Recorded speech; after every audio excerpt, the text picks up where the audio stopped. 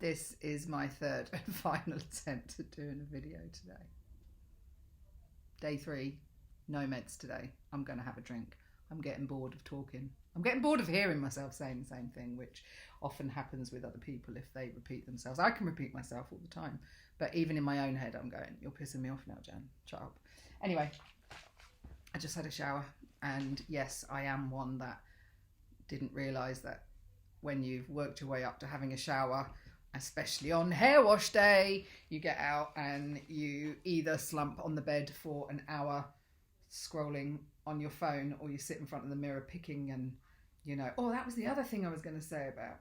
I understand that ADHDers bite their nails, and I'm not really one for spas and regular manicures and pedicures and things like that. That's not my bag. But the reason I have acrylics is purely so I don't bite my nails, because especially after my husband died, I realised that it was almost a form of self-harm. Like, I would bite my fingernails till they bled, and then for days they would be sore and hurt. Don't get me wrong, my toes can have that effect too at times, but they don't get seen. So the reason I have acrylics is purely so I don't bite my nails.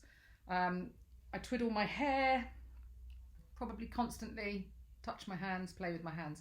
First thing I wanted to ask, after all these revelations of everybody else going, do you do this, do you do that?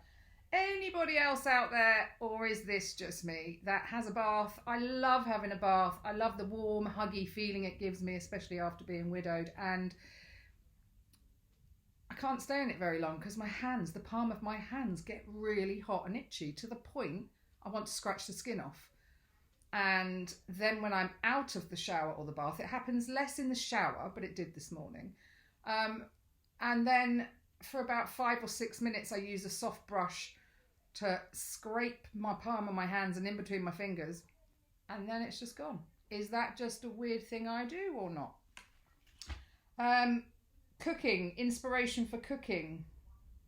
I learned that that's probably an ADHD thing last night through TikTok. I cooked and was a housewife and cared for my family and my husband for 20 years, and there was always a dinner on the table, but that dinner didn't come from cha-ching, guess what I'm going to cook tonight? It came from phone calls, either to my daughter, my friends, what are you having for tea tonight? And my daughter would often say, you're obsessed, Mum, why are you always talking about food? And I'm like, because I don't know what to cook. And yet Howie would say, I'd say to Howie every morning before work, what do you want for dinner, darling? Jan, I don't mind. And, you know, I'd always be worrying as well that, what if he has salmon at lunchtime and then I'm going to cook salmon for tea? And I think that only ever happened the once, because he'd never tell me. He didn't ever want to offend me. He was grateful that he came home and had a dinner on the table. So, you know, I had, whilst I was doing that and I had that role, I took pride in it. Not the inspiration. And I more often than not told him it wasn't my idea. I got that from somebody else's dinner, so thank them. You know, you can't take credit for a lot, can you, when you're an ADHD? Not that I knew that. But yeah, and something else I used to do, I remember, I was a housewife. I led a pretty dull day, being honest. Howie worked in a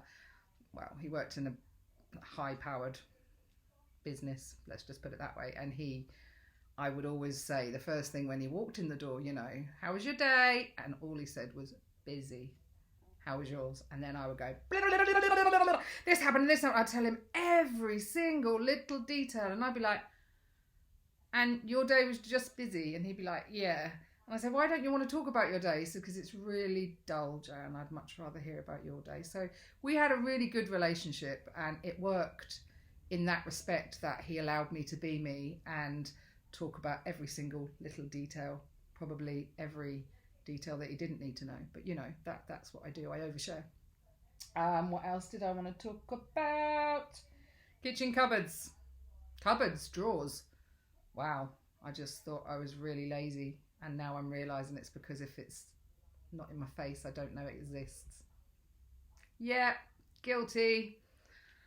I can empty the dishwasher, and the pots and pans I've just used, yeah, they don't go away in the cupboard they're supposed to go into. They sit on the cooker top because I know they're there then. Clothes. I forget about them, so I might buy some more every now and then. So the other day I actually cleared my cupboards because I started taking the medication, and it gave me some focus and clarity. So I was able to clear quite a lot, and I was quite ruthless for someone that doesn't like to get rid of anything, which is good. And I know if I don't get it out the door straight away, I might start going back through that bag. So yeah. So the itchy hands things, I'll be really interested if anybody else feels like that, or is that just me? Probably me. Sleeping on my left side. Me. Fetal position. Yes, I have back, shoulder and neck problems. Yeah. As for a weighted blanket, I get really hot, so I don't think a weighted blanket. My granddaughter has a weighted blanket and she uses it really regularly. But I don't think that would work for me because I'd be way too hot, and yeah, I'm hot at night anyway. So I think that's about it for today. So I'm feeling positive. Today's a positive day, even though I'm not have as much clarity as yesterday, and I can feel my thoughts racing a bit. But I feel positive, so that's good. And I'm going to try and have the weekend off Elvance so I can have a girlfriend drink with my girlfriends, and then yeah, I'll be back on the meds on Sunday, so I'll probably report back then and let everyone know how it's going for me. I hope you all have a fantastic weekend, and I'll chat soon. Bye for now.